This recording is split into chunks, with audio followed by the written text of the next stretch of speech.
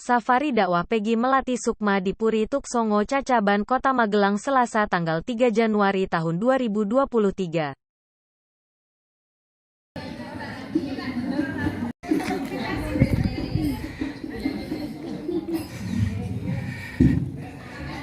Kemayun.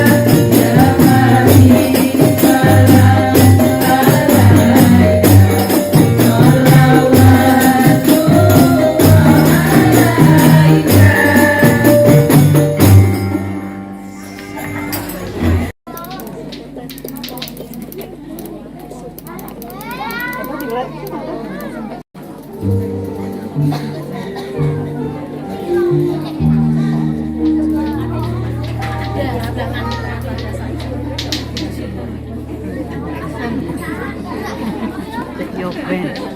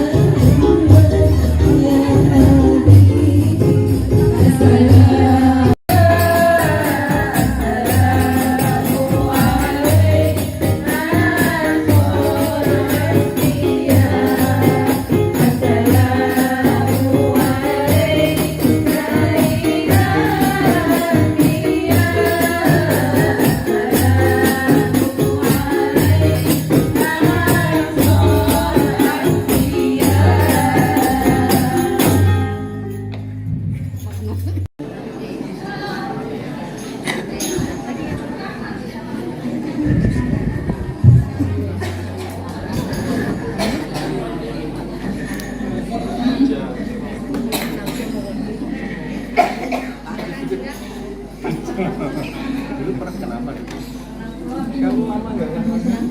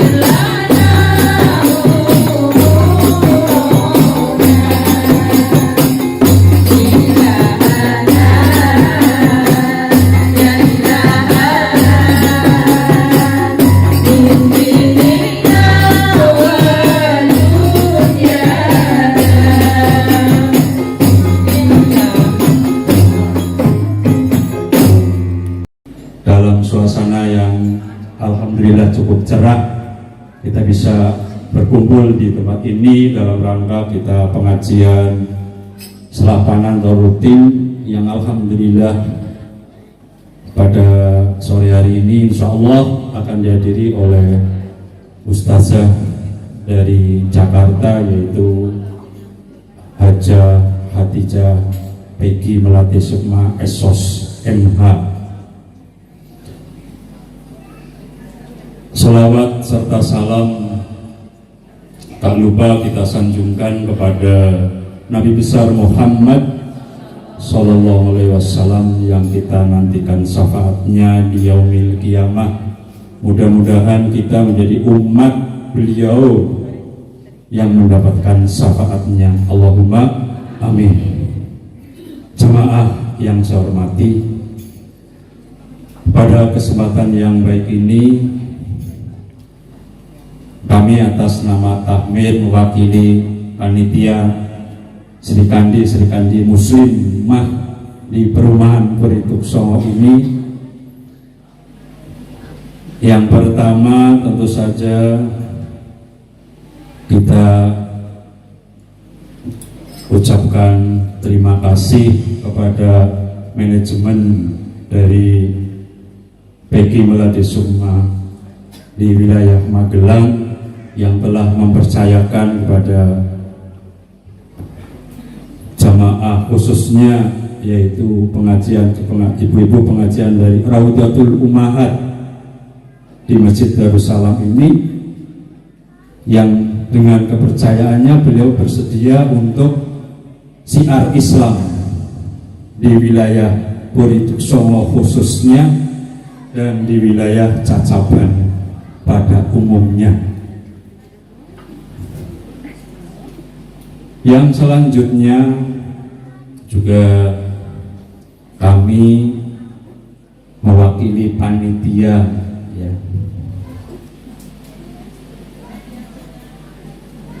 mengucapkan terima kasih kepada jamaah yang telah hadir baik dari wilayah Purituk Songo maupun dari luar wilayah Purituk Songo. Alhamdulillah, mudah-mudahan ke depan hal ini akan lebih meriah lagi. Allahumma amin. Yang selanjutnya juga saya acungi jempol kepada panitia yang telah berusaha secara maksimal untuk terselaksananya kegiatan ini, walaupun di dalam suasana yang kadang hujan, kadang terang, tapi panitia tetap semangat. Saya acungi jempol, mudah-mudahan ini bisa menjadi inspirasi untuk ke depan agar lebih baik lagi. Selalu berusaha untuk hari ini lebih, hari esok lebih baik daripada hari ini. Ya. Monggo Bapak, langsung pinarak wonten niki.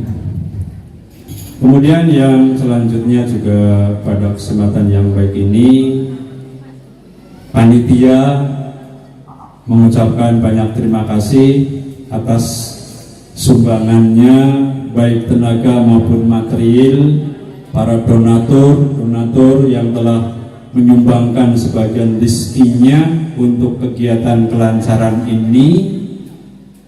Mudah-mudahan para donatur dilancarkan dan ditingkatkan rezekinya. Allahumma amin. Para jamaah yang saya hormati, mudah-mudahan nanti Ustazah Hajah Khatijah Peggy Melati Sukma SOS MH ini yang saat ini masih dalam perjalanan dari Butuh Kaliangkrik Prampelan, yang kita nantikan tausiahnya. Mudah-mudahan harapan dari panitia dan harapan dari takmir, kegiatan ini tentu saja dapat memberikan manfaat bagi umat Islam, khususnya di Perumahan Puri Tuksongo dan umat Islam secara umum di wilayah Cacaban dan Magelang.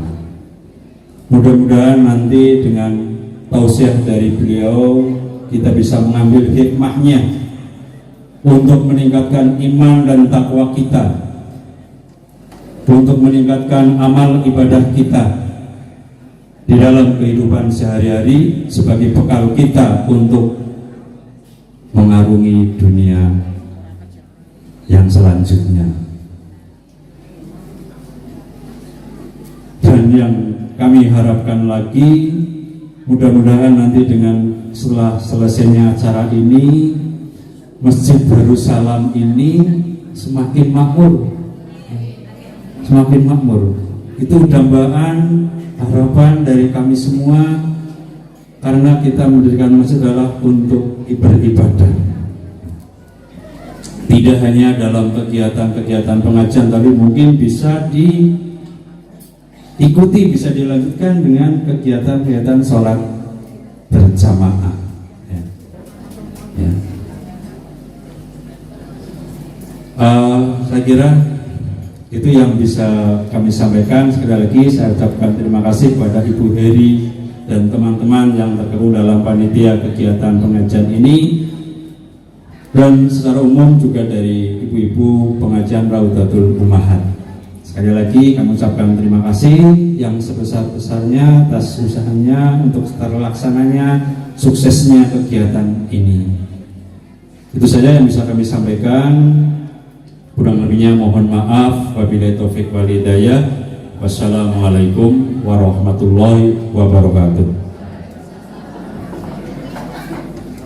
Pada ibu-ibu panitia juga yang tidak lelah terus menerus untuk bisa terlaksana acara ini, dan tim rebana kita yang tiap hari latihan, terima kasih ibu-ibu semua atas semangatnya. Juga saya ucapkan terima kasih juga pada ibu-ibu dan bapak-bapak donatur. Mudah-mudahan apa yang bapak-bapak ibu berikan bisa tergantikan lebih.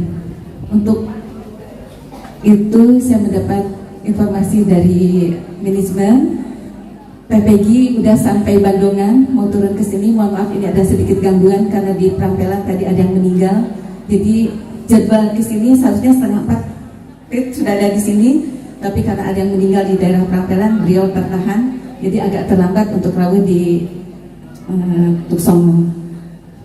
Itu yang bisa saya informasikan.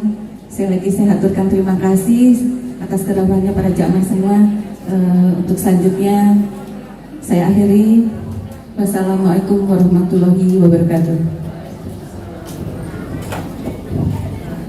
Terima kasih pada Ibu Heri yang sudah memberikan sambutannya pada sore hari ini. Dan selanjutnya adalah pembacaan ayat suci Al-Quran yang akan dibawakan oleh Ibu Hadi dan Ibu Bunda. Monggo untuk dipersilakan.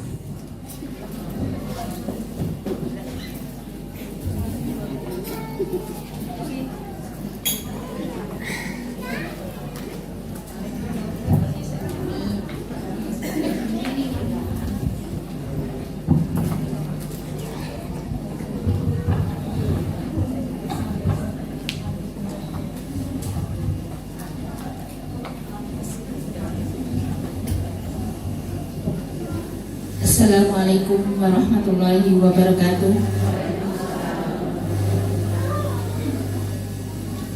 A'udzu billahi minasy syaithanir rajim.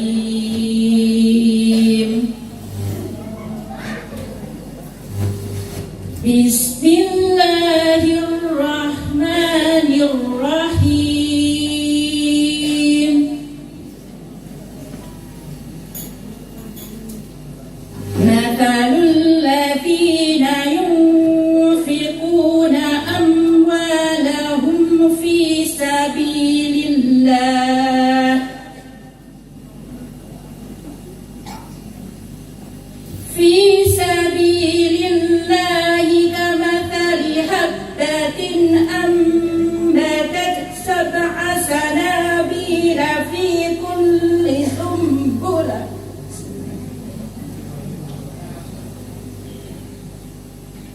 في كل سنبلة 100 حبة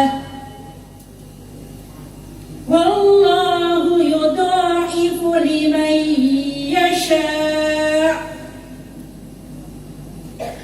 والله واسع عليم.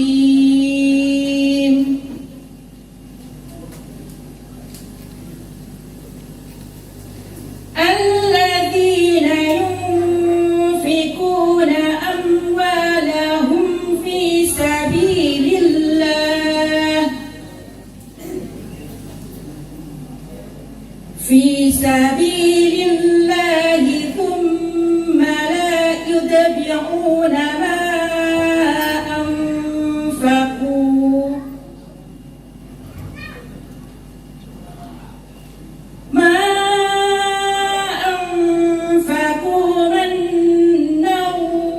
ولا أذى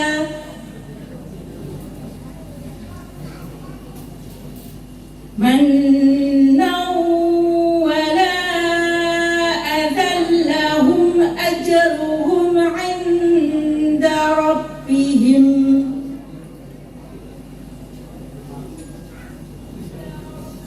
ولا خوف عليهم ولا هم يحزنون.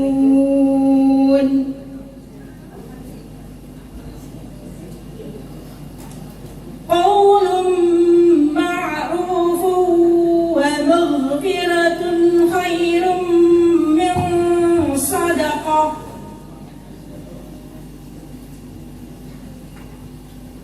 من صدقة يتبعها أذى والله غني حليم.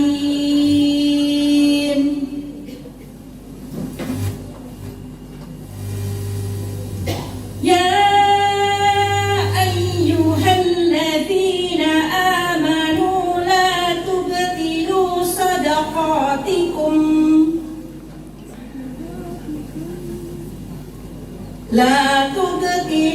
صدقاتكم بالمن والأذى كالذي ينفق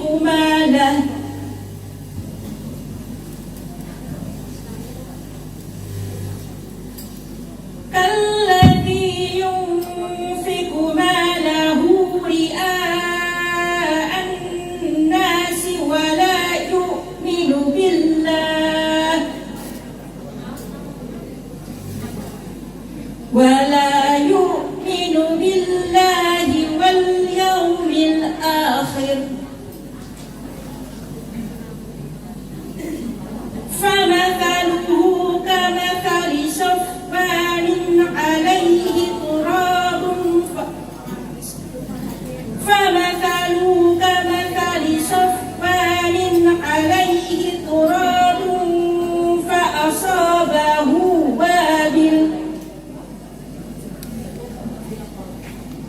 فأصابه وابل فتركه صلدا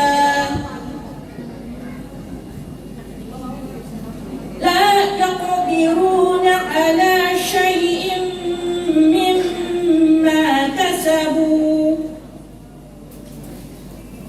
والله لا يهدي القوم الكافرين صدق الله العظيم. Aku berlindung kepada Allah dari godaan setan yang terkutuk.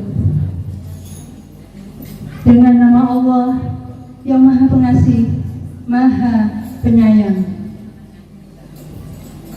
Perumpamaan orang yang menginfakkan hartanya di jalan Allah seperti sebutir biji yang menumbuhkan 7 tangkai.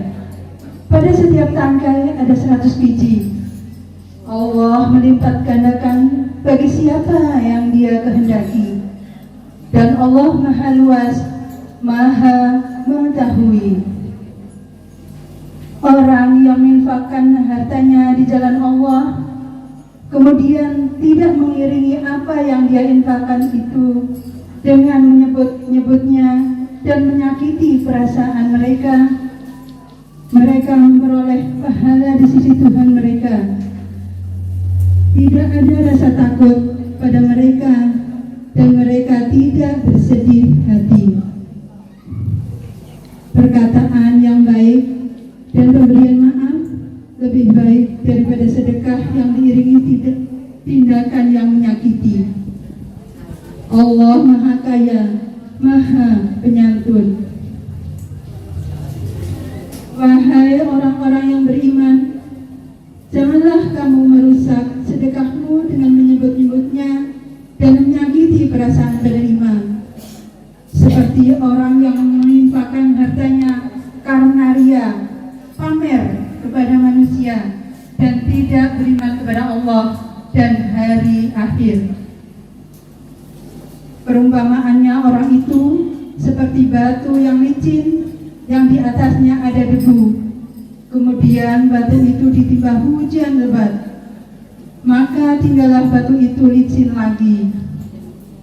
Mereka tidak memperoleh sesuatu apapun dari apa yang mereka kerjakan. Dan Allah tidak memberi petunjuk kepada orang-orang kafir. Maha benar Allah dengan segala firman-Nya. Assalamualaikum warahmatullahi wabarakatuh.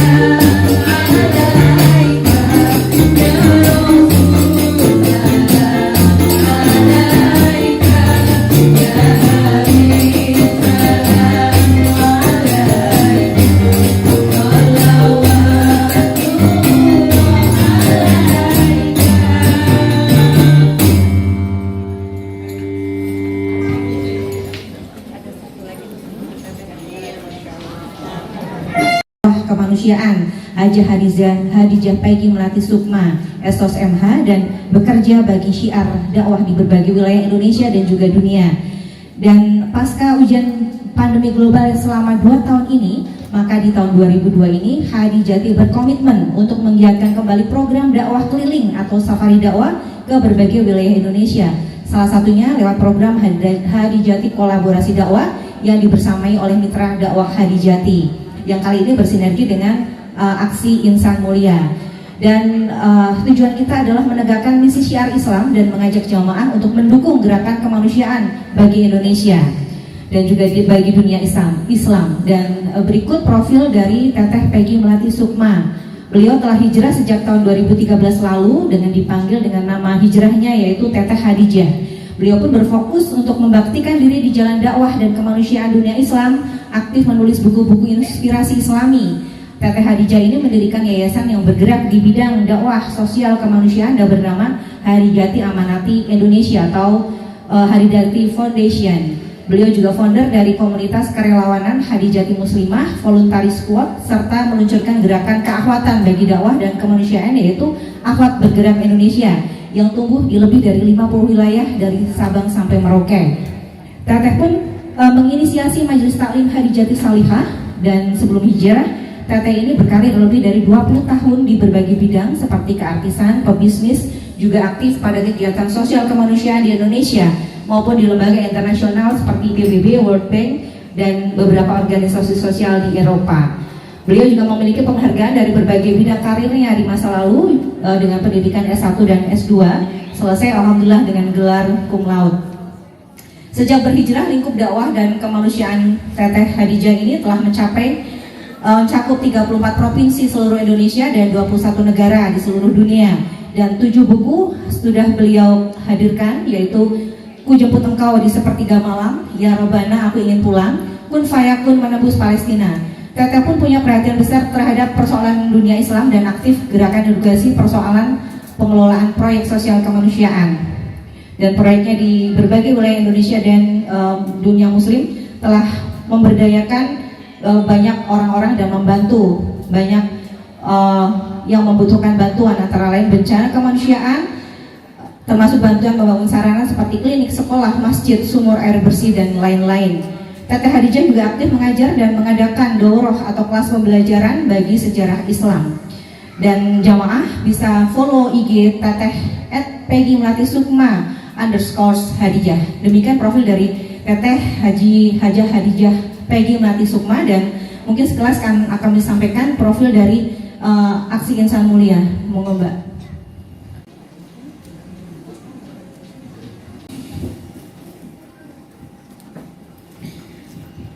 Majelis Taklim Rodatul Ummahat, kita di Cacaban ini betul? Masya Allah, alhamdulillah.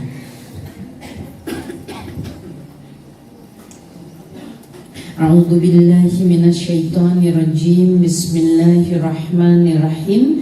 Assalamualaikum warahmatullahi wabarakatuh.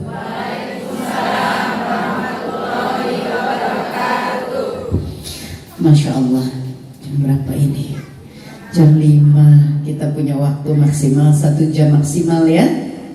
Di sini jam 6 lewat sedikit sudah maghrib. Baik, bismillah, kita maksimalkan.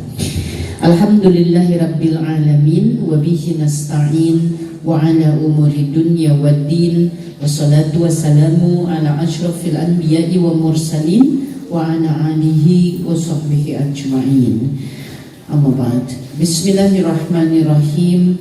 Rabbi shrah li sadri wa yassir li amri wahlul 'uqdatam min lisani yafqahu qawli. Bismillahirrahmanirrahim. Raditu billahi rabba wa bil islami dina wa bi Muhammadin sallallahu alaihi wasallam nabiyya wa rasulah. Rabbi zidni ilma warzuqni fahma.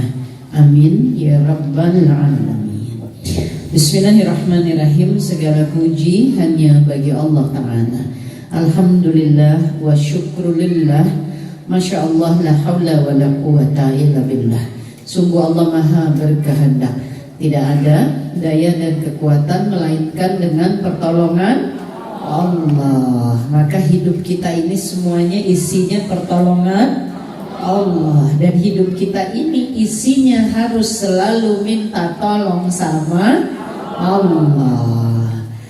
Kalau ingin Allah menolong kita, maka kita harus tahu caranya. Bagaimana supaya Allah mau terus menolong kita? Paling tidak ada 3 rumusnya dari dalam Al-Quran. Yang pertama, Allah mengatakan dalam surah Ar-Rum ayat 47, wajib bagi Allah menolong orang-orang yang beriman.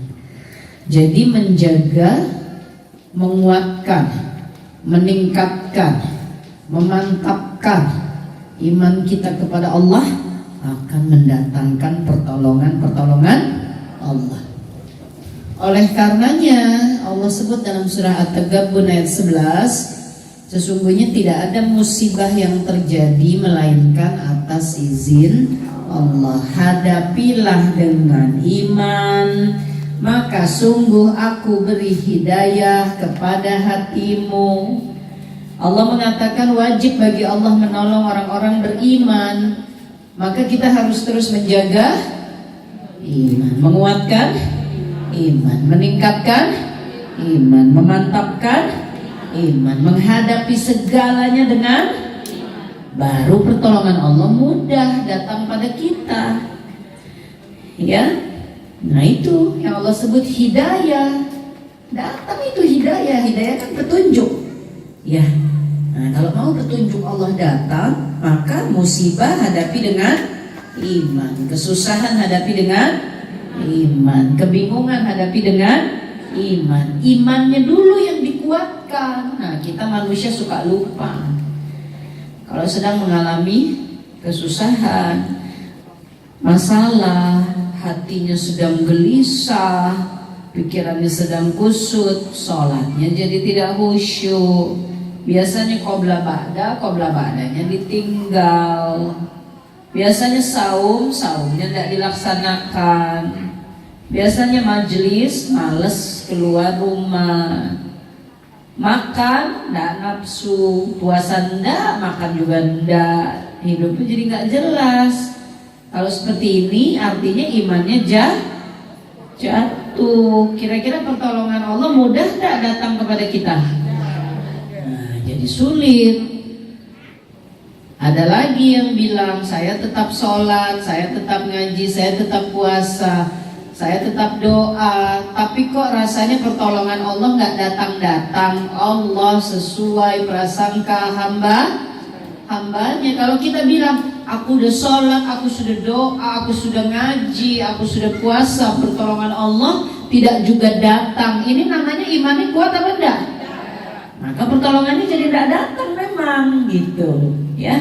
Maka di dunia ini tugas kita memang berhati-hati, jaga iman. Iman itu akan terlihat dari lisan ya, dari hati, dari pikiran, dari perbuatan. Tapi yang terutama Nabi mengatakan tidak akan istiqomah imanmu sebelum istiqomah hatimu. Tidak akan istiqomah hatimu sebelum istiqomah lisanmu. Tidak akan. Jadi semuanya kita mulai dulu dari lisan ya. Jaga lisan kita supaya pertolongan Allah mudah datangnya kepada kita. Ini yang pertama ya, untuk cari pertolongan Allah maka modalnya iman. Yang kedua, jika kamu butuh pertolongan Allah, kata Allah, bersabarlah dan sholatlah. Wasta'inu bisabri wassalah. Ya, innallaha ma'as-sabirin. Jadi kalau mau dapat pertolongan Allah, imannya sudah kuat, sabarnya mesti hebat, sholatnya mesti taat, ya. Ini memudahkan pertolongan datang. Kayak tadi aku sudah berdoa, tapi kok nggak juga diijabah-ijabah, ya namanya nggak sabaran. Boleh hati kita tidak sabaran begitu, tapi lisannya jangan bicara, karena kata Nabi tadi modal awalnya lisan kan? Ya, lisannya jangan diucapkan, biar aja hati. Kalau hati kan tidak keluar, yang tahu cuma Allah, ya kan? Kalau dalam hati cuma kita dengan Allah. Tapi kalau kita ucapkan, nah ini ibaratnya seperti gini. Seperti kita punya teman, maaf ya. Misal nih kita punya teman, kadang kalau kita dekat dia, maaf, kok suka kadang-kadang hawanya kurang enak gitu ya. Misalnya nih ada kawan kita, apakah misalnya bajunya kayaknya kalau nyuci baju tuh jemurnya kurang kering deh, jadi baunya suka kurang enak, misalnya gitu ya. Nah kan beda, misalnya gini, kita ada kawan yang seperti itu, dalam hati kita bilang, kok kurang enak sih ya, hawanya kenapa ya? Itu yang tahu cuma Allah dan kita kan. Tapi coba kalau kita gini, Bu, kok hawanya kurang enak banget sih Bu, gitu ya. Kita omongin begitu. Ya kalau tadi kita dalam hati kan yang tahu cuma Allah dan kita. Jadi dengan si teman kita ini gak ada masalah kan. Tapi begitu kita bilang, ini kok kayaknya ada bau-bau kurang enak banget ya Bu ya kalau duduk dekat sini ya, gitu. Bisa jadi masalah gak tuh? Karena dilafazkan ya. Apalagi dengan Allah. Aku itu udah berdoa terus, udah minta terus, tapi kok nggak diijabah-ijabah sih, gitu ya. Kita lafazkan, maka yang mendengar kan bukan hanya kita kan, bukan hanya diri kita dengan Allah. Ada orang-orang lain yang dengar, mungkin suami kita jadi dengar, mungkin anak kita jadi dengar ya. Jadi seperti apa? Seperti kita ngomongin Allah ya. Kok kita ngomongin Allah sih gitu ya. Astagfirullahaladzim. Nah jadi jaga lisan kita, menjaga lisan, menjaga hati, menjaga pikiran atau prasangka dalam semua keadaan hidup kita, itu yang namanya sabar ya. Prasangka kita jelek nih, berdoa udah 2 tahun, kapan ijabahnya? Allah nih kayaknya, dalam hati nih, kata hati, berdoa sudah 2 tahun, kapan ijabahnya? Lalu kata akal nih, memang Allah gak adil sama kamu. Nah, prasangka apa tuh namanya? Nanti akal nambahin lagi. Tuh lihat tuh, coba tuh tengok tuh tetangga depan 2 tahun yang lalu sama sekarang udah beda, rumahnya udah renovasi. Kamu rumah hancur-hancuran, minta rezeki gak dapet dari Allah. Nah, kayak gitu. Namanya prasangka buruk kepada Allah. Allah sesuai prasangka. Iya, hadisnya kita paham, tapi prasangkanya tidak bisa kita tahan. Nah, ini persoalan iman. Kalau hadisnya kita paham, kalau dalilnya kita paham, tapi kita tidak bisa nahan juga. Nah, ini persoalan iman, karena ilmunya kita tahu. Allah sesuai prasangka hamba-hambanya, tahu kita ilmunya. Tapi ketika prasangka buruk itu berkecamuk, kita nggak bisa tahan. Iya ya, tetangga depan 2 tahun lalu begini, sekarang udah begini. Aku ya Allah, rumah ya begini-begini aja ya, gitu ya. Padahal ilmunya tahu, Allah sesuai prasangka hamba-hambanya. Kalau ilmunya tahu, tapi kita nggak bisa ngamalkan, jadi masalahnya di mana?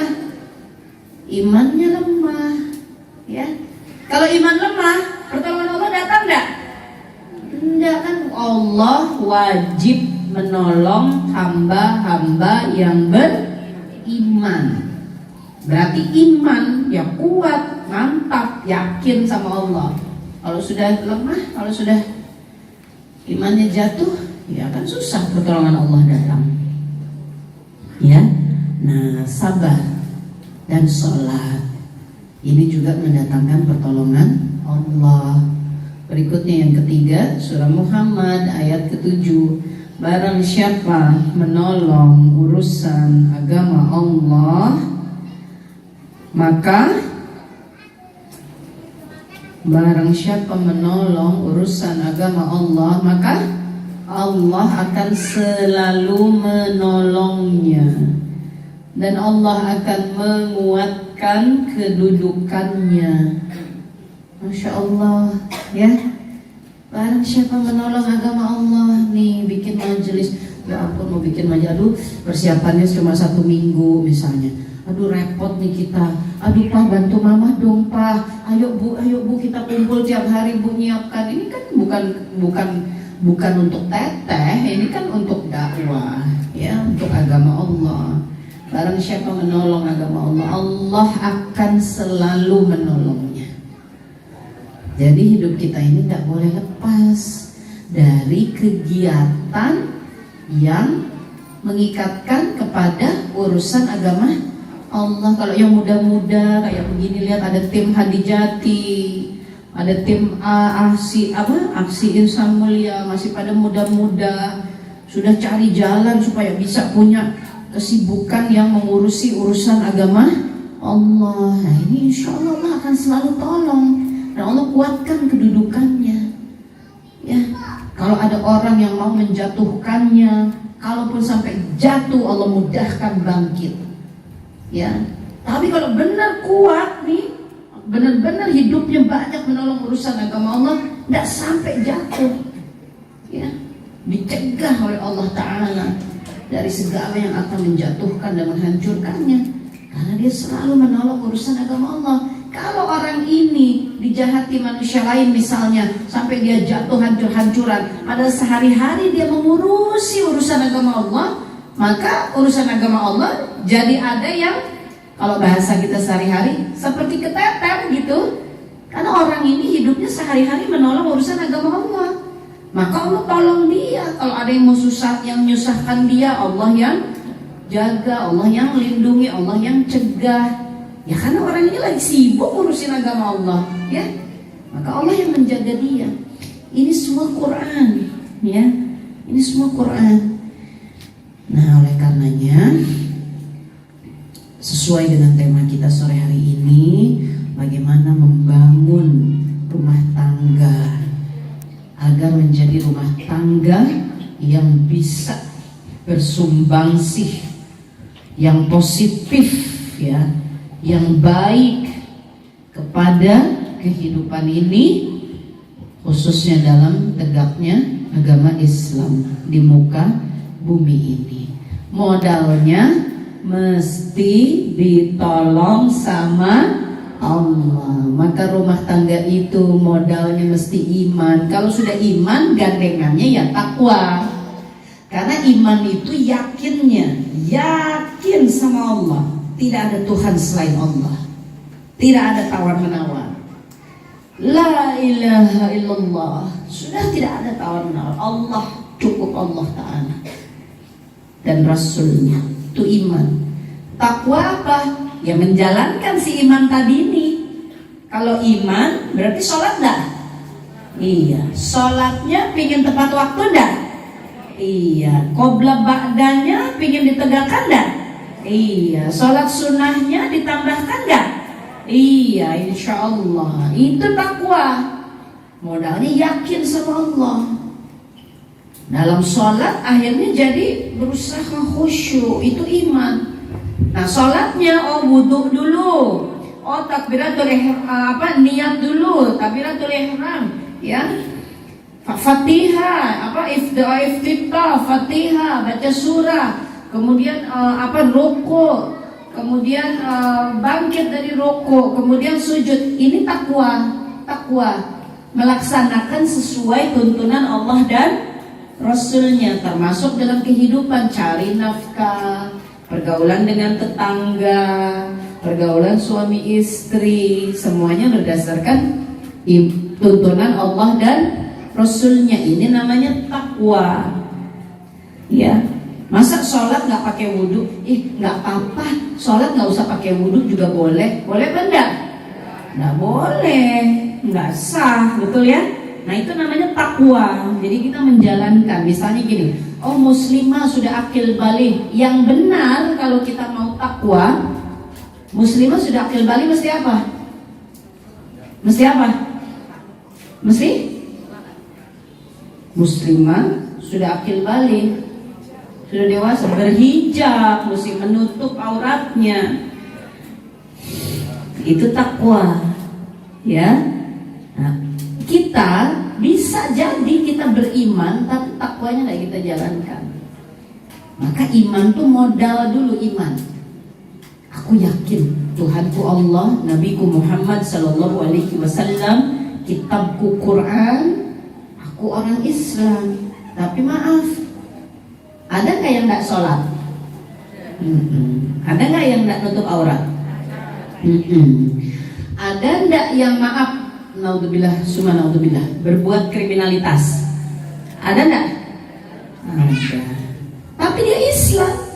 Kalau orang Islam itu dia pasti tahu Tuhannya Allah Subhanahu wa Ta'ala. Masa nggak tahu orang Islam Tuhannya siapa, ya kan? Tahu dia. Nabinya siapa? Muhammad Sallallahu Alaihi Wasallam. Tahu dia. Orang Islam kitabnya apa? Ya Al-Quran. Pasti tahu kan? Gitu ya. Syahadatnya bagaimana? Asyhadu an la ilaha illallah wa asyhadu anna Muhammadan abduhu wa rasulullah. Udah pasti tahu. Tapi dia tidak menjalankan ketakwaannya. Sholatnya berantakan, perilakunya jadi kurang baik, akhirnya jadi kriminalitas, gitu ya. Nah, maka kalau iman, dia berendengnya dengan takwa, gitu ya. Nah, membentuk keluarga yang sakinah, mawaddah, warahmah, keluarga yang tentram, tenang. Kata sakinah itu bukan cuma nyaman. Enggak, dia tuh tentram gitu. Bukan gak ada masalah, tapi masalah pun mereka sebagai keluarga bisa gitu mengelolanya sehingga selesai dengan baik, gitu ya. Gak ada duri dalam daging, gak ada api dalam sekam, gitu-gitu ya. Tapi selesai. Ya kalau namanya orang hidup masa gak ada masalah, ya. Namanya keluarga, namanya rumah tangga, namanya kakak adik, namanya dengan ipar mungkin, namanya. Tapi semua ditangani. Selesai. Tentram, sudah kita baik lagi, nyaman. Gak ada yang hari-hari dengan keluarga tapi di sini hati rasanya panas terus gitu ya. Gak ada gitu. Nah, sakinah tuh begitu. Sakinah tuh semua keadaan apapun tertangani dengan baik. Nah, membentuk keluarga sakinah, mawaddah, ya, yang tentram, penuh cinta, warahmah, diliputi kasih sayang, wal barokah, dilimpahi barakah sama Allah. Nah, modalnya paling pertama tadi kita butuh pertolongan Allah, maka keluarga ini mesti dibentuk menjadi keluarga yang beriman dan bertakwa. Caranya bagaimana ya Teh? Orang Islam kalau mengatakan beriman kepada Allah dan Rasulnya, Allah tuh ngasih apa sama kita? Sebagai orang Islam, memberi apa kepada kita? Memberikan apa? Apa? Islam itu ditandai dengan apa? Apa yang Allah kirimkan kepada? Al-Quran, Masya Allah. Coba dikasih dulu hadiahnya yang jawab. Mana tadi yang jawab? Masya Allah. Hadiah ya, kenang-kenangan ya. Al-Quran, Allah memberikan Al-Quran ya kepada kita kan, melalui Nabi Muhammad Sallallahu Alaihi Wasallam ya. Iman dan takwa menjadi modal untuk membentuk keluarga sakinah, mawaddah, warahmah ya. Dengan iman dan takwa, pertolongan-pertolongan Allah akan menolong keluarga ini. Bagaimana caranya membentuk keluarga yang beriman dan bertakwa? Kita menyatakan beriman kepada Allah dan Rasulnya. Memang Allah kasih apa sih sama kita? Kita beriman kepada apa? Kepada Allah dan Rasulnya. Iya, terus Allahnya kasih apa? Rasulnya bawa apa? Al-Quran. Maka gak bisa kalau keluarga-keluarga Muslim tapi tidak menegakkan Quran. Ya itu yang tadi kita bahas. Islam tapi tidak sholat ya. Kalau sholat saja tidak, maka bagaimana dia bisa lemah lembut kepada orang tua, atau orang tua bisa menahan diri dari emosi kepada anak? Ya bagaimana sholat saja enggak? Ya Sholat itu kan hubungan langsung dengan Allah. Langsung perintah sholat datangnya di bumi apa di langit? Di bumi apa di langit? Di bumi atau di langit? Satu-satunya perintah Allah yang turunnya di langit ya. Dalam peristiwa apa? Isra Mi'raj. Yang lain semua perintah Allah dibawa malaikat Jibril, diberitahu kepada Nabi yang ada di bumi. Kalau sholat, Nabi yang berangkat ya. Nah, kenapa Allah jadikan begitu? Supaya kita paham, ini ikatannya paling kuat. Maka sholat itu disebut tiangnya Islam. Rumah ini kalau tiangnya copot, kuat gak rumahnya? Nah ini nih, tenda ini tiang-tiang ini roboh, tendanya roboh enggak? Nah itu sholat. Nabi mengatakan itu yang membedakan umatku dengan yang lain. Jadi kalau enggak sholat, ya bukan umatku. Kan itu yang membedakan kata Nabi ya. Nah jadi iman dan takwa ditegakkan dengan Al-Quran dan Sunnah ya, dengan Al-Quran maka perintah-perintah Allah itu ya kita akan berjuang untuk melaksanakannya. Tanpa Al-Quran ya sudah, sholat juga mungkin ya sudah malas ya, nggak nyimak di Quran. Tapi kalau Quran kita simak, ya Allah sudah bilang jangan putus asa kepada rahmatku. Aku akan selalu mengampuni dosa-dosamu wahai umatku, wahai hambaku ya. Dosamu dosamu musyrik, zina, membunuh, jangan putus asa, aku ampuni kata Allah. Asalkan taubatan, iya dibersihkan sama Allah. Dibersihkan, dosanya setinggi langit dibersihkan dan tidak aku pedulikan lagi, Allah bilang ya.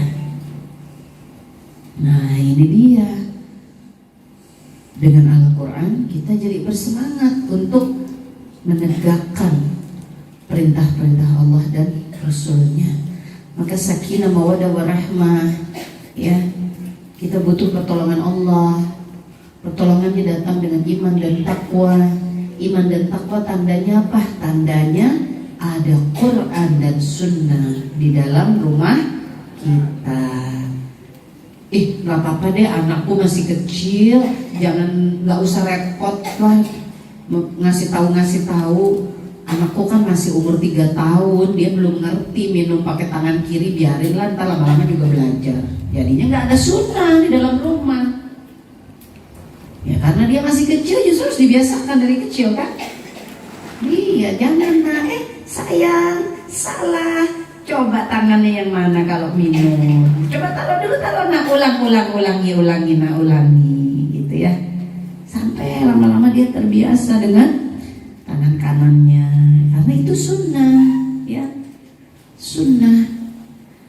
Coba, pernah enggak dengar cerita ini? Nabi Muhammad Sallallahu Alaihi Wasallam itu kalau minum, kalau sedang dengan istrinya, hadis ini dengan Ummi Aisyah radhiyallahu anha. Ingat enggak? Ummi Aisyah minum, Bismillah, sekalian aus. Nah, ditaruh. Kemudian Nabi ingin minum dari gelas yang sama. Minumnya dari sebelah mana? Bekas bibirnya Ummi Aisyah. Itu namanya romantis ya tuh. Ya kenapa suami-suami kok enggak gitu ke istrinya? Itu sunnah. Itu sunnah. Begitu pula istri kepada suami. Ya. Begitu pula istri kepada suami. Istri-istri Nabi Shallallahu Alaihi Wasallam. Oh hari ini suamiku pulang. Ya, oh hari ini ke rumah Ummi Aisyah, oh besoknya ke rumah Ummi Hafsah gitu ya. Maka ketika Nabi akan datang sudah siap sedia, ya. Jadi bukan kalau mau pergi kemana baru, kalau mau pergi keluar justru istri Nabi hitam-hitam ketutup sudah semuanya. Berangkatnya aja mesti dijaga keluarnya, naiknya ke atas unta pakai sok keduk yang ketutup rapat gitu. Artinya kalau di zaman kita ya kita keluar rumah kan rapat gini ya. Tapi kalau di dalam rumah suami mau datang, Nabi mau datang, ya Allah ya, berdandan wangi, kadang pakai mantel merah gitu ya. Pokoknya intinya adalah istri juga tetap menjaga nikmatnya suami gitu di dalam rumah. Ini sunnah. Coba mari kita pikirkan baik-baik. Kalau betul-betul umat ini menjaga Quran dan Sunnah, kira-kira rumah tangga sakinah mawaddah warahmah dah? Iya.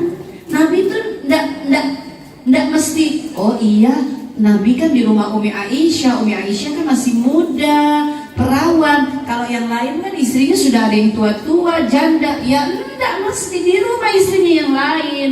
Umi Saudah yang umurnya sudah tua, janda. Ya sama romantisnya. Sama, mau naik ke atas unta, Nabi duduk, kasih kakinya untuk istri, ya, menginjak, dipegang, Nabi yang pegang, naikkan, Masya Allah. Dan itu selalu begitu Rasulullah Sallallahu Alaihi Wasallam, ya. Nah, kita umat zaman sekarang rasanya hidupnya ribet banget sama urusan macam-macam. Jadi yang kayak gitu-gitu kita bilang, aduh, udah repot dah begitu-begitu. Sudahlah ngapain rumah tangga begitu-begitu, udah capek. Nah, ini yang rusak. Ini yang rusak. Coba nih ya, Islam. Laki-laki ketika di luar rumah, perintahnya dalam Islam apa? Jaga pandanganmu, jaga. Ini benar-benar disuruh jaga. Maksudnya apa?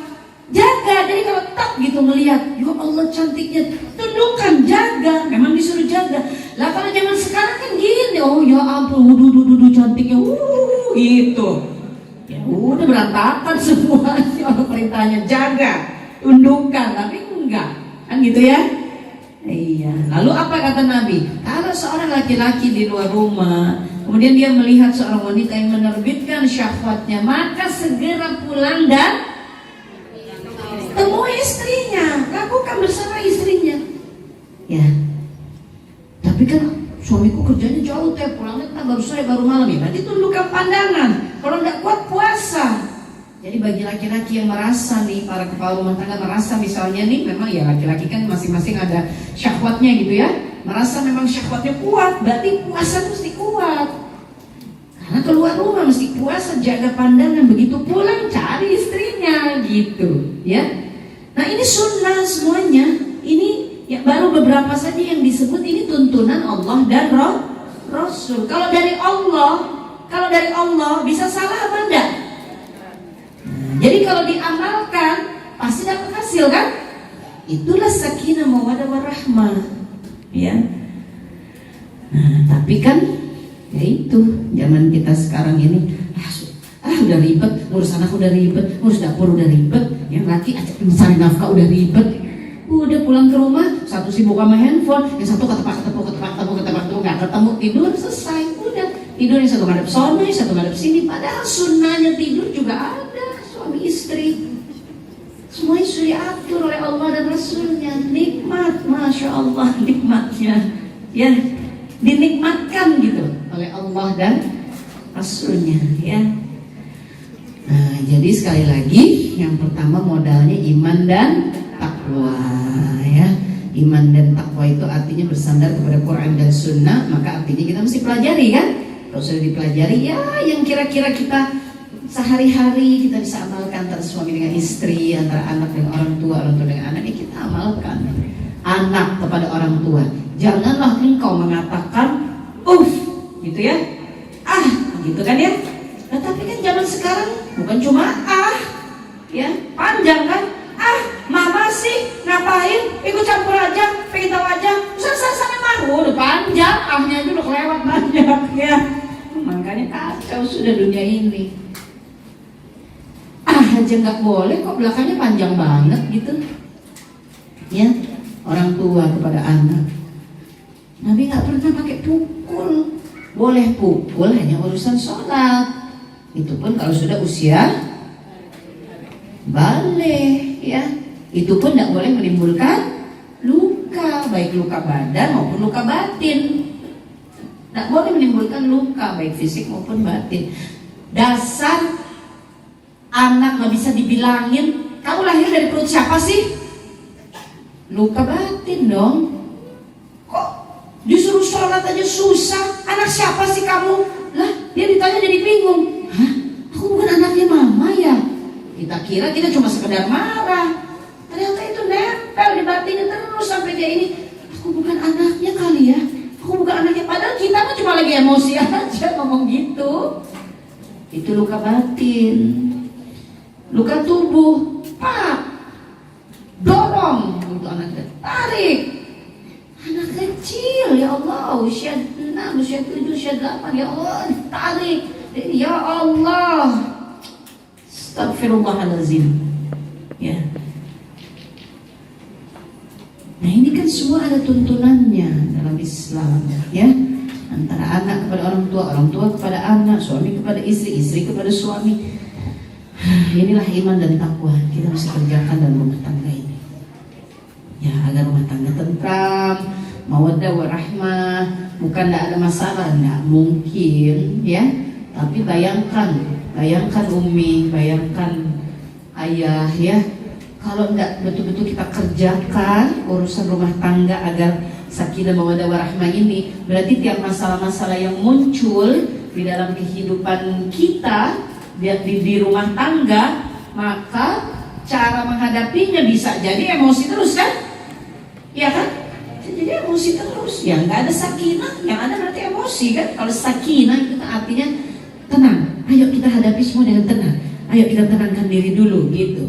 Tapi kalau sakinahnya nggak ada, berarti ada masalah apa? Dor emosi. Ada masalah apa? Dor emosi gitu. Nah ini iman dan takwanya kurang. Mari kita muhasabah masing-masing yang ada di sini, termasuk teteh, ya, yang nyampaikan kan mesti muhasabah. Bagaimana nih selama ini aku ceramah, tausiah, nasehatin orang, ya, terus bagaimana diri sendirinya, kan gitu. Nah berikutnya tadi apa? Sabar dan sholat. Nah ini mesti jadi rumus dalam rumah. Nah sabar nak. Aku mau ini batu, cepet dong nak. Aku pengen banget, aku pengen makan pakai telur. Sabar nak, gitu ya. Jadi dia biasa.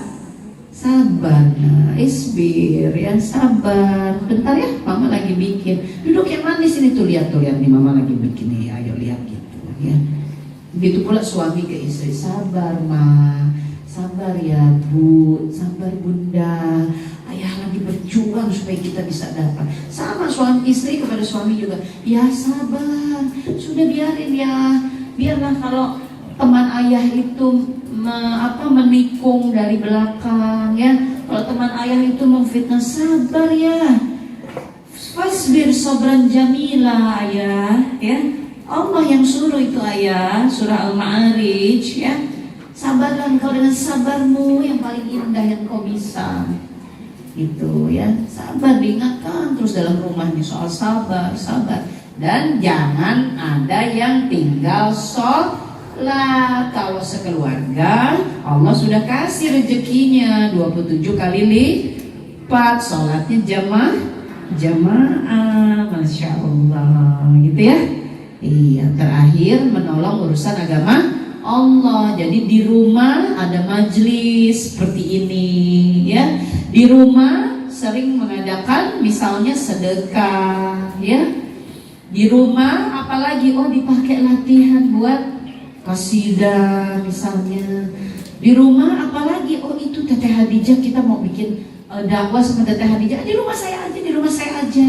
Nanti saya yang sediakan teh dengan kue-kuenya, rapatnya di tempat saya aja. Jadi rumah dipakai menolong urusan agama Allah. Bunda semua pasti sudah paham. Maaf, rumah yang tidak ada suara Quran di sana, rumah yang manusianya tidak sholat padahal mereka muslim, ya, rumah yang tidak menjadikan sabar sebagai rumus rumah tangga, dari luar aja kedengaran dan berder melulu, ya, rumah yang tidak pernah ada dakwah di sana, Rumah yang isinya nggak pernah kumpul sama tetangga. Kerasa nggak bahwa kalau ada rumah yang begitu, hawanya panas kan? Ya, nggak enak kan? Kenapa sih tetangga kita ini gitu? Nggak pernah datang, diundang nggak datang, diajak nggak mau. Seringkali kalau lewat kedengaran suara teriak, ya nggak sengaja kita malam dengar perang, suara pecah piring apa? Kenapa ini rumah? Ya, nggak pernah kedengaran ada suara Quran kah? Nggak pernah ada sholat jamaah di masjid atau musala dekat rumah. Ya kan? Pasti kita aja jadi tetangganya kan terasa apa? Panas ya? Suasananya nggak enak gitu. Ya. Padahal ya ketemu juga kita jarang sama orangnya. Tapi, nah itu dia, rumah harus menjadi sarana menolong urusan agama Allah. Kerja bakti, bersih-bersih, itu kan semua urusan agama Allah kan, ya, kebersihan sebagian dari iman. Nah, kalau rumah tangga menerapkan amalan Quran dan Sunnah, maka ada kebaikan-kebaikan yang Allah akan datangkan. Karena wajib bagi Allah menolong kan? Nah, Allah akan datangkan. Memang ada masalah ekonomi, nanti ada sekali waktu masalah penyakit, nanti ada sekali waktu naudzubillah min dzalik misalkan ditipu, nanti ada sekali waktu anak kita sudah merencanakan pernikahan batal. Nanti ya namanya hidup kan ceritanya macam-macam, betul? Iya, nggak bisa kita, kok hidupku begini? Ya hidup yang lain juga sama, masa kita aja? Ya, kita kalau lagi sedih kan suka merasa kenapa keluarga kami harus mengalami ini. Bukan cuma keluarga bunda, keluarga yang lain juga ngalami gitu. Jangan sampai setan mengatakan kepada kita cuma keluarga kamu yang dibeginiin sama Allah. Ya nggak mungkin kali gitu ya. A'udzubillahi minasyaitonirrajim. Nggak mungkin banget nih setan nih ngomong kayak gini ya. Emang kamu kira aku bodoh ya setan? Gitu kita bilang ya bun ya. Iya, masa di dunia ini cuma keluarga kita yang dikasih susah, ya kan nggak mungkin. Tapi kalau lagi susah kan setan maunya kita mikir gitu ya. Nah ini kita mesti jaga ya, mesti jaga sekali agar betul-betul rumah tangga kita itu bersandar pada Quran dan Sunnah. Jadi ketika setan tuh masuk dengan yang begitu-begitu mental, kita sendiri yang membalikkan pikiran itu, berarti setannya mental kan? Karena kitanya ngaji. Setan bilang, dia bilang Allah berbuat tidak adil, keluargamu dibikin begini, itu kakak adikmu keluarganya aman-aman aja. Nah, kalau kita nggak ngaji, kita ikuti tuh pikiran setan.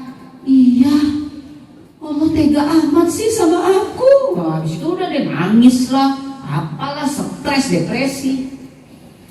Tapi kalau kita ngaji, kita yang lawan sendiri. Astagfirullahaladzim wa atubu ilaihi. A'udzubillahi minasyaitonirrajim. Masa cuma keluarga aku yang ngalami begini? Ya nggak mungkin dong. Keluarga lain juga semua pasti mengalami masalahnya masing-masing, perjuangannya masing-masing. Karena kita ngaji kan, maka kita melawan karena ada Quran di dalam kita. Nah itu kira-kira gambarannya. Kalau ini kita kerjakan, maka keluarga-keluarga Islam yang tumbuh dengan sifat-sifat Qurani, maka dia akan menimbulkan ketentraman, kebaikan dalam skala yang lebih besar. Sebagai kampungnya tentram, enak, apa tuh namanya, kekeluargaan, ya. Ada kampung kan yang beda 2-3 rumah aja ngotot-ngototan lulu, ya. Astagfirullah, apa tuh ya kalau kita nyebutnya nggak kompak, ya. Tapi ini kompak, nyaman, saling tolong, ya. Jadi kalau keluarga-keluarga ini memang membentuk sifat-sifat Qurani, sifat-sifat kebaikan, maka secara lebih luasnya akan timbul kebaikan. Kan sama nih, kalau kita bikin apa ya, kalau Jakarta tuh gado-gado, kalau di Magelang apa?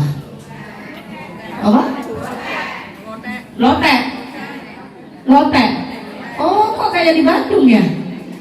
Hah? Di Bandung juga lotek namanya. Kalau di Jakarta gado-gado lotek ya? Nah, ya misalnya ada ini yang jual lotek, jadi pengen lotek deh. Nah ya, lotek ya, kan sayur-sayur itu. Coba misal kita bikin lotek sayur-sayur seperti itu, salah satu sayurnya busuk, kita pakai. Gimana loteknya? Ya, 5 jenis sayur. Kangkung misal ya, toge gitu ya, kentang apa. Kangkungnya busuk, dipakai. Yang 4 nggak busuk, kira-kira gimana loteknya? Nggak enak. Nah, kita satu kampung, kita satu wilayah, kita satu negeri, ada yang rusak aja, ya sudah nggak enak sudah satu kampung ini. Apalagi negeri. Maaf, Indonesia, hasil Badan Pusat Statistik 2018, 58% umat Islamnya nggak bisa baca Quran. Mungkin ada nih di antara kita yang sedang duduk di sini, nggak apa-apa, jangan kecil hati, belajar. Bayangkan umat Islam jumlahnya besar di Indonesia kan, mayoritas kan, 58% nggak bisa baca Quran. Yang bisa baca Quran berapa berarti? 42. Ya, banyakan yang nggak bisanya, Umi.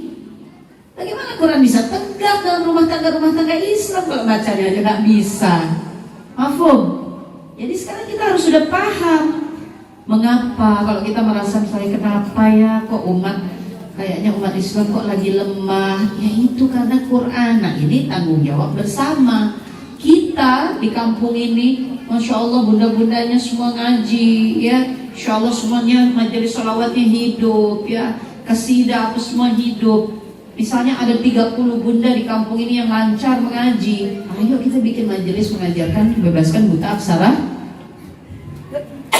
Astagfirullah. Alhamdulillah. Alhamdulillah. Nah mari kita ajarkan yang belum bisa. Yang belum bisa jangan sembunyi. Masa kok di RT kita lagi didata sih nggak bisa baca Quran? Ngapain aku bilang? Aku kerja udah oke, mobil udah punya semuanya, malu dong aku bilang gak bisa baca Quran. Ya Allah, jangan sudah, gak apa-apa nih, Teteh bilang nih 58%, berarti ratusan juta yang gak bisa. Masa kita malu ya? Kalau malu melaporkan ya gak bisa baca Quran dong. Dan gak sendiri, kecuali gini, umat Islam di Indonesia 90% semua sudah bisa baca Quran, ya nggak bisa 10%. Ya kadang-kadang kita ada perasaan malu juga, ya Allah cuma 10%, aku termasuk yang 10% gitu kan ya. Tapi kalau 58% yang nggak bisa, yang bisanya lebih sedikit kan, ya udah kalau nggak bisa kita bilang aja daftar, ayah aku belum bisa, ya orang banyak kok yang nggak bisa, ya kan. Nanti yang bisa bikin program. Nah inilah supaya kehidupan juga menjadi sakinah mawaddah warahmah, terutama dalam keluarga kita sendiri. Jangan sampai keluarga inti dulu deh ya, keluarga inti bapak ibu anak, jangan sampai buta aksara Al-Quran ya. Maka dari awal, dari dini maupun pekerjaan kita apa, kehidupan kita bagaimana, kita harus betul-betul mengikhtiarkan agar keluarga kita bisa membaca Al-Quran. Itu dulu. Kelanjutannya maka mentadabburi Al-Quran. Kelanjutannya bikin majelis ilmu terus seperti ini, Radatul Jannah gitu ya. Terus kita kerjakan ini, insya Allah mudah-mudahan sakinah mawaddah warahmah. Amin ya rabbal alamin. Baik, karena sudah menjelang maghrib, kita cukupkan ya terlebih dahulu. Karena memang waktu yang singkat, mungkin kita tidak bisa ada dialog, diskusi gitu ya. Karena waktunya sangat terbatas, afwan. Atau ada yang mau disampaikan? Diwakili satu saja. Kalau tidak ada, nggak apa-apa, kita tutup. Oh ada satu, Masya Allah. Agak cepat dibantu. Bunda kita satu saja, 5 menit ya. 5 menit berikut Teteh. Berarti bundanya 1 menit. Gitu ngomongnya cepat. Silakan. Assalamualaikum warahmatullahi wabarakatuh. Waalaikumsalam. Teteh mau tanya sedikit, jika dalam suatu keluarga terdapat sebuah kesalahpahaman, kemudian kesalahpahaman tersebut sudah disampaikan, dan salah satu pihak tidak mengerti apakah salah satu pihak yang lain diam atau tetap berusaha untuk meneruskan. Ya. Baik. Bismillahirrahmanirrahim. Bismillahirrahmanirrahim. Islam itu amar ma'ruf, iya, menegakkan kebaikan, mencegah kemungkaran. Ada salah faham pada keluarga, namanya aja udah salah faham, berarti ada sesuatu yang nggak begitu gitu ya, nggak begitu. Enggak, aku waktu ngomong begini maksudnya bukan begitu, tapi yang mendengar sudah menganggapnya begitu. Berarti mesti diluruskan kan, amar ma'ruf. Kita mesti menegakkan kebaikan, ya. Jadi mesti bagaimana teh? Ya kita mesti tabayun, klarifikasi kalau bahasa Indonesianya. Caranya mesti baik. Kalau orangnya udah emosi, namanya juga satu keluarga ya. Ya sudah, enggak apa-apa. Kita minta maaf aja dulu. Kadang-kadang kitanya juga, orang aku maksudnya nggak begitu, masa aku sih suruh minta maaf, dia aja yang salah paham. Nah, kan jadinya nggak ketemu deh kakak sama adik, ipar-iparan, sepupu. Kalau keluarga masih jauh ya, kalau dalam rumah sendiri suami dengan istri, orang tua dengan anak gitu ya. Aku yang orang tua, masa aku yang mesti minta maaf? Nah, kan gitu kan? Padahal memang ada salah paham. Kita ngomong apa, anak kita nangkepnya apa kan? Kalau anak-anak kita udah mulai umur 15, 16, sudah apalagi sudah 20, 22 kan sudah sangat mungkin terjadi pola-pola komunikasi yang salah paham. Sudah sama-sama dewasa, ya. Biarpun anak-anak kita baru mulai masuk umur 20, 21, 22 dan kita sudah 45 misalnya, tapi kan sudah masuk sama-sama kategori manusia dewasa kan? Jadi sangat mungkin ada tuh kejadian-kejadian begitu. Ada dua manusia yang sudah sama-sama dewasa. Anak kita umur 25, kita umur 45 misalnya, karena kita nikah muda ya. 18 kita udah nikah, 19, 20 sudah melahirkan. Ya, jadi anak kita umur kita umur 45, anak kita udah 25, ya udah sama-sama manusia dewasa kan gitu, ya. Nah, jadi mesti apa? Tabayun, harus diluruskan. Untuk memulainya harus apa? Ya sudah, enggak apa-apa. Bagaimana nih bisa cair? Kayaknya aku mau minta maaf nih. Ya sudah, minta maaf. Maafin aku ya. Mungkin aku salah ngomong. Aku tapi mau jelaskan, waktu aku bicara ini maksudku begini. Kamu mah bisa aja, udah begini deh baru kamu ngomong gitu. Jangan kepancing, jangan kepancing. Kalau yang satu kepancing juga, ya nggak selesai urusannya gimana. Nabi SAW disiram kotoran unta, disiram kotoran unta. Astagfirullah. Nabi kita untuk mencegah agar tidak terjadi kejadian yang besar, Nabi balas nggak? Enggak. Bisa Nabi balas, bisa. Kalaupun tidak balas, misalkan Nabi berdiri, Nabi menegur, Nabi marah, bisa kan? Bagaimana orang lagi ibadah disiram kotoran unta? Astagfirullah. Tapi Nabi begitu enggak? Enggak, tahan dulu, tahan, bersihkan, tahan. Jangan bicara, jangan bereaksi, jangan tahan. Itu namanya sabar. Masa Nabi kita berjuang, ini Nabi sudah dibersihkan dosanya semua sama Allah, tapi tetap mengendalikan dirinya. Itu kita umatnya kan. Allahumma sholli wa sallim wa barik ala sayyidina Muhammad. Kita umatnya kan. Ya kita tiru. Tahan. Nggak rugi kok. Tahan. Menahan emosi, menahan lisan, itu namanya sabar. Karena kata sabar itu artinya tahan. Kalau arti kata aslinya sabar itu tahan, menahan gitu. Jadi kalau kita nahan marah, nahan sakit hati, nahan lisan supaya nggak bicara yang buruk, itu namanya orang sabar. Mau nggak kita jadi orang sabar di hadapan Allah? Mau, karena pada surah Ar-Ra'd 21-22 janji Allah, barang siapa yang sabar berharap ridhonya Allah, masuk surga kata Allah. Dan nanti di surga dia disambut oleh barisan para malaikatku yang Allah perintahkan untuk memberi sambutan. Itu orang sabar, jadi nggak ada ruginya.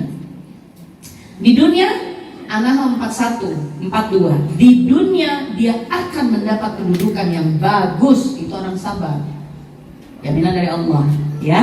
Nah, jadi mesti klarifikasi dengan cara yang baik. Tapi aku udah begitu, orangnya tetap nggak mau terima. Sudah, ya. Kalau sudah tidak mau terima, tawakal ala Allah. Sudah, yang penting Allah tahu kita sudah melaksanakannya. Sama kayak gini, aku ya teh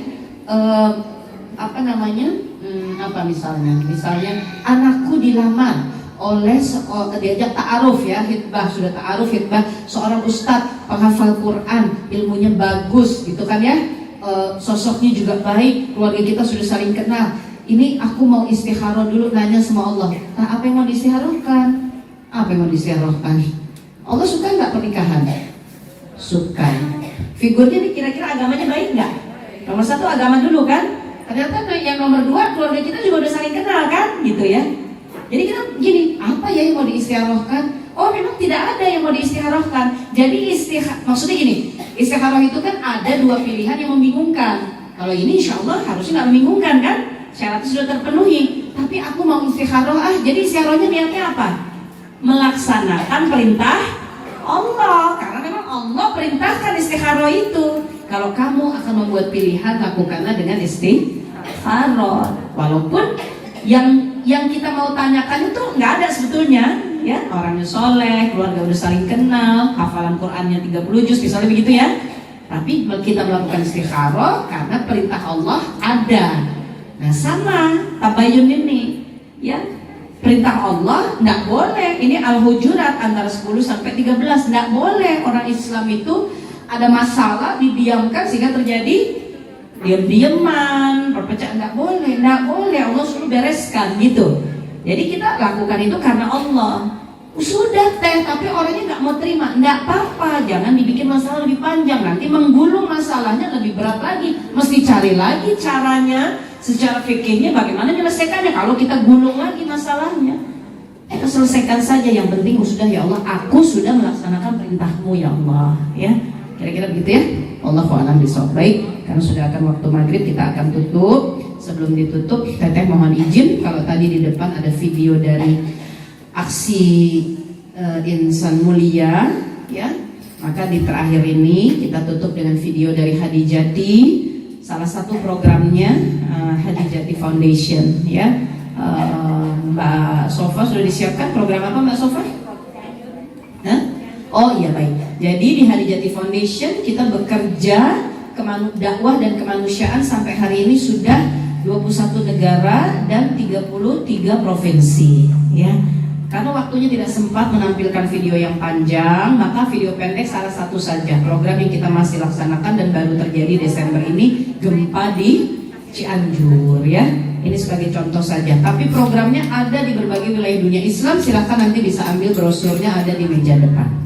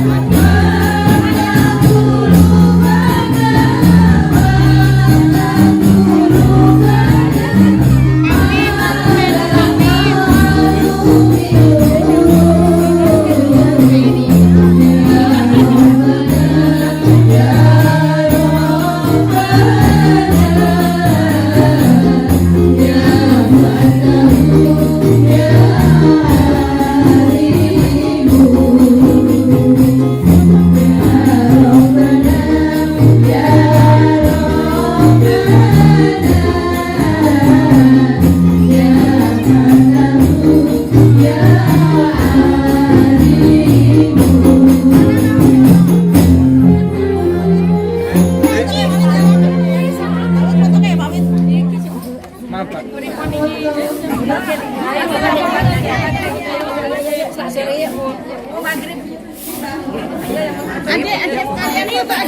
Ayo langsung ada sana aja. Pokoknya dititip berbatas. Pokoknya mau dititipkan, titip ke bapaknya, bapak minta tolong. Pak, minta tolong titip handphonenya. Oh iya. Bisa. Ya, nanti dibagi ya ke yang lain ya. Ayo Pak. Salah aja. 3. 1, 2, 3.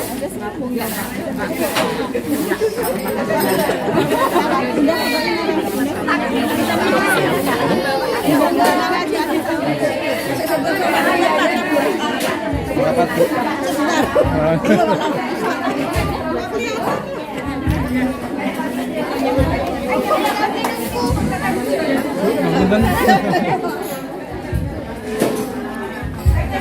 Pemberiknya pala HP dulu adik.